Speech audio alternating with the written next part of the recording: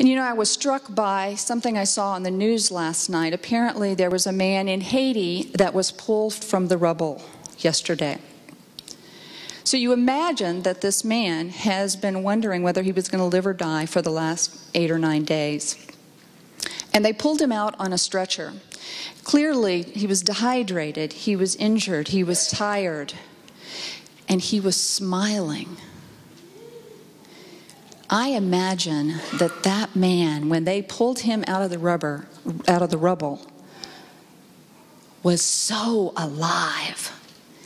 He knew that he was alive in that moment. And despite the fact that he felt terrible, despite the fact that obviously his home had been destroyed, despite the fact that he didn't know if all his family were living or had died, he smiled. And he was so happy to be alive. And it seemed in that moment that it was such an opportunity for all of us to think about all the things that we have going on in our life, all the struggles and troubles that cause us to run away from being present in this moment. And yet we know that when we're faced with a sudden illness or a death or a tragedy, that most people say when that happens, it's an opportunity for them to wake up. And so wouldn't it be wonderful if we could wake up without having a tragedy in our life? And we can. We can start right now, in this very moment. And you know what? If you mess it up, you got another moment. Come in here, you can do it again. Now the challenge is with this choosing, you can't just choose once and kind of make it stick. It would be really nice if we could say, I'm going to choose in my life to be fully aware and present for the rest of my life. And then you just go about your way and you're aware and life is wonderful. But we know it doesn't actually work that way. Being present, understanding where our energy is going is a practice. It's actually a habit that we have to form. And so this is an opportunity for us to think about how we're going to create this habit in our life. Now, the fourth thing that Reverend Hasselbeck emphasizes is that in the power of this point of presence is a doorway. And that doorway is the only doorway to God. You can't go back in the past and go find God. And you can't think about the future and go find God. The only point at which you can experience the divine in your life is in the present moment. It's amazing. And so when we give ourselves this little opportunity to be fully present in the moment, we open ourselves up to divine source, to all the resources in the universe. Who wouldn't want that?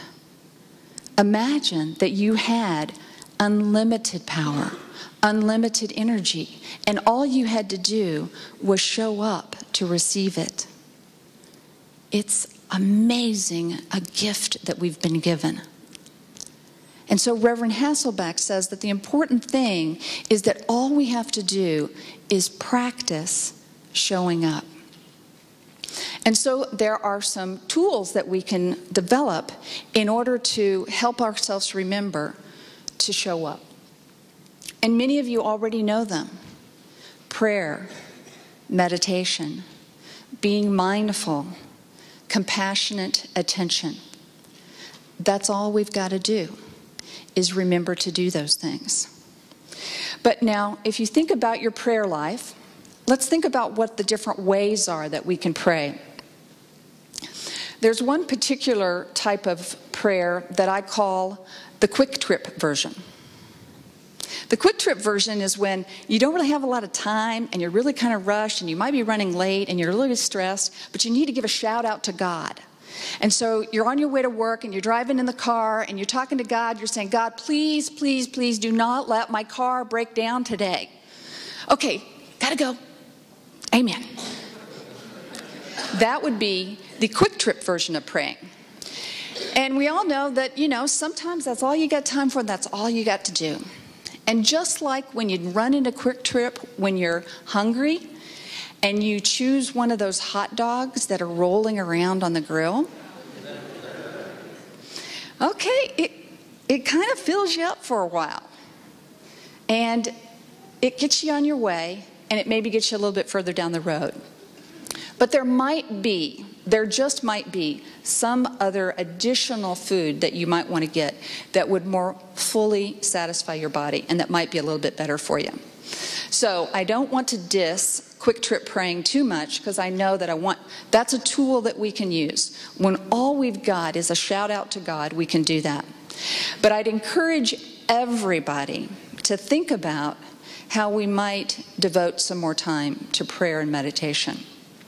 And so going along this analogy, if you can stop by Quick Trip and get a hot dog, or you can go to Costco and you can get some really good praying done there. In the Costco version of praying, you see that there's abundance in the world. You give yourself time and you get a great discount at the same time. It's awesome. And so as you think about how you've prayed in the past, we know that we've all done a little Quick Tripping. We've all done some Costco where we really sit down and try to have a conversation with God. And that's a very, very good thing to do. So that's kind of the Costco version.